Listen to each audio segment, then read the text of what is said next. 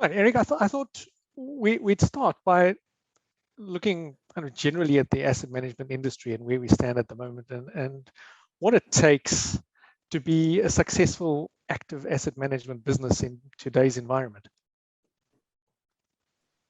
That's a good question, Patrick. It's the asset management industry is highly competitive. When you really step back, we're measured almost every second, every minute, every day. The market's moving 24 hours. The number of participants in the industry are growing. During the pandemic, it definitely grew quite rapidly with more individuals at home and getting in the industry. So we saw a little bit more volatility come into the marketplace. But at the core of it, it's a highly competitive industry with low barriers to entry. And for companies to really withstand the test of time, we've always stated you got to know who you are. And for us, we're in the business of investments first. We're also in the business of people. And finally, we're in the business of trust. And knowing those three things, and probably in that order of really having an investment culture and knowing who you are and finding the right talent to come in, and then building that trust has helped us for the 25 plus years that we've been operating. And then, over that longer period of time, it's also very important to know who you serve. And at the end of the day, I see a windfall that we serve the employees to make this environment an investment culture. We serve the clients and we serve our shareholders. And knowing that as a business is just absolutely critical, because that gets you the right people and the right match to operate over time, given how competitive the industry is. To me, it's not too different than a sports team. You got to have a philosophy of coaching. You got to get the right players that fit that philosophy and that culture, and that magic comes together. How difficult is it to find those players? I mean, I realize that there are a lot more people wanting to come into the industry, but does it make it more difficult then to find the needles in the haystack, as it were? It does. When we started the business in the mid-90s, we deemed it an era of free agency. You had the opportunity to work at a large organization that had a house view, centralized CIO, centralized research. And some individuals didn't fit that organization, so they went out and started their own firm, and you had a series of boutiques. But you really didn't have an operation like Artisan that created centralized operations, resources, marketing, and just created a home for talent to operate independently, not inside of a large organization with a house view, but also not having to run your own organization to deal with legal and marketing and office space. And so we had a highly differentiated model in the 90s. And over the years, you've seen quite a few firms operate and fill in the gaps. So the spectrum of business models has increased.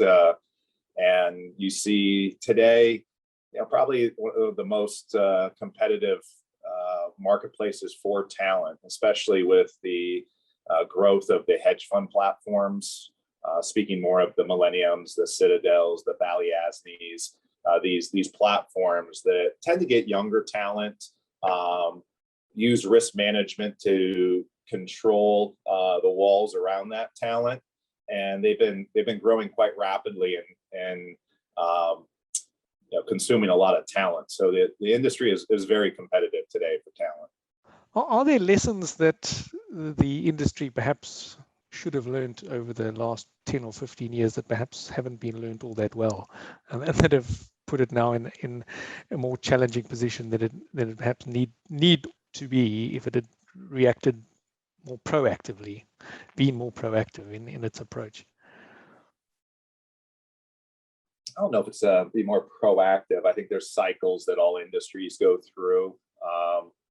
I think the one that was most impactful for Artisan and many active managers was probably just the great dilution of active management. And that as you get more technology and more data, and firms try to grow at an abnormal then you get product proliferation and product engineering that now is deemed exposure management. So you had a lot of true active management, pure active management that got diluted over time as people tried to get bigger and tried to provide more product to the end client. And at the end of the day, you found a lot of firms creating strategies based on indexes and tracking errors and factors, and they use that technology and those statistics to just develop product, and it really diluted what is deemed active management. I think we're getting back to what is active management, and it's a highly differentiated strategy that brings a philosophy and opinion and judgment into a portfolio to outperform the index, as opposed to just give you exposure. And that's coming back. Is it something that the market will learn? Probably not. We all go through phases, and we'll ebb and flow.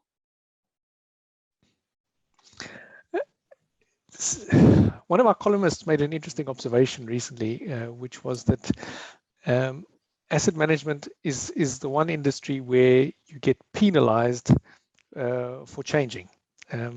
In that you set your philosophy and say this is what I'm going to do, this is what I'm going to offer you, and then we expect you to just keep doing that forever, even if you at some point realize that actually there's a better way to do things. So how do you at Artisan manage to balance those two imperatives? I think that's a very astute statement, because that's a theme we put in place in the organization for quite some time, and we called it investment degrees of freedom, and that each of the investment team should take advantage of the current environment, which it's okay to be different than the index if you're going to be an active manager.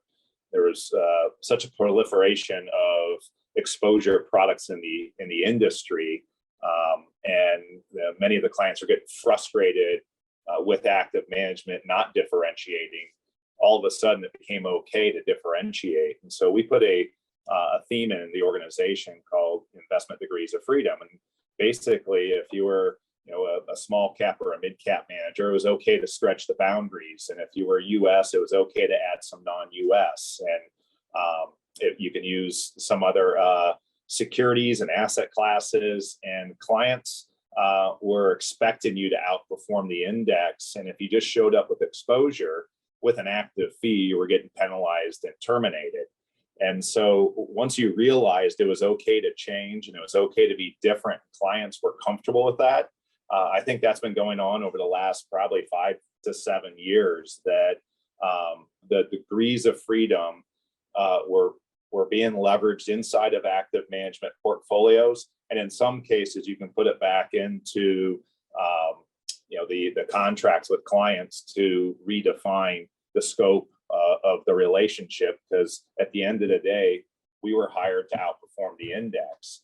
And in some cases, like the US, where you saw the public security shrink from 8,000 down to less than 4,000, there was a comfort level to add privates or to add derivatives or to add non-US securities. And for the most part, we tried to add those degrees of freedom to differentiate, as opposed to don't change, don't do anything different than what you said, otherwise you'll be terminated. I think that actually switched over the last 5 to 7 years, and that's been advantageous to Artisan. Over the last 25 years, more or less, that Artisan has been operating, what are the other lessons that business has learned that has been able to implement those learnings in a way that has helped deliver the kind of outperformance that we've seen?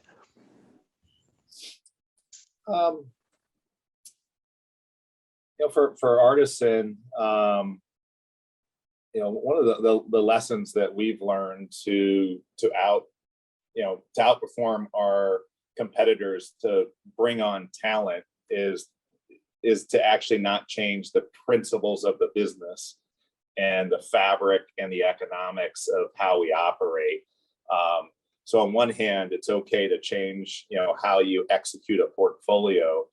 On the other hand, what you don't want to do is change how you operate the business to a large degree so that you provide a stable environment for talent to come to. I think that's one of the advantages of Artisan, is that we've had the exact same structure, principles, economics. Each of the teams have the exact same economic revenue share, and we've created a very stable environment in otherwise a very unstable or volatile marketplace. So the marketplace is volatile. People can tend to be volatile at times, and so when you bring those two together, when you marry that with a very stable organization and treat each of the investment teams fairly, you get a reputation as a good home for talent. So in that sense, we've learned we need to be very stable. We need to balance the volatility and nature of the business. But on the other hand, we have to be flexible in the investment philosophy and strategies so that we can outperform. So I would say the opposite for the firm. Stability rules there. What does the future look like then for Artisan? And I'm going to leave that quite a broad question because it could go could go in many ways. So, given that we just made the comment around stability of the organization, the organization is going to continue to be a home for talent. It's going to be a trusted partner for talent, and we're going to broaden the scope of strategies. We started in the 90s as a U.S. organization in the style box craze, so small, mid, large, growth, value. We evolved into more of a global organization and put global strategies into the marketplace that brought in quite a few non-U.S. clients. And over the last few years, we've added degrees of freedom into many of the portfolios that has pushed us into alternative strategies. And today we operate with credit strategies, long short strategies. We just added what we call a China post-venture strategy. So it uses a mix of public companies and private companies. We're going to continue that progress towards degrees of freedom into alternative strategies, and we're going to continue to look at teams outside the U.S. The China post-venture, the lead portfolio manager is here in the United States, and the rest of the team is in Hong Kong. So we're seeing more teams around the world that can fit our model, and highly differentiated strategies that fit in other parts of the world.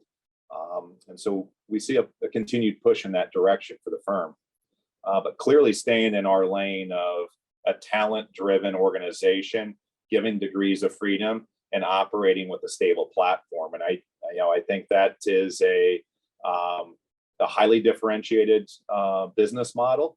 And we've brought on 10 teams in the history of the firm, and those are the same 10 teams we have today.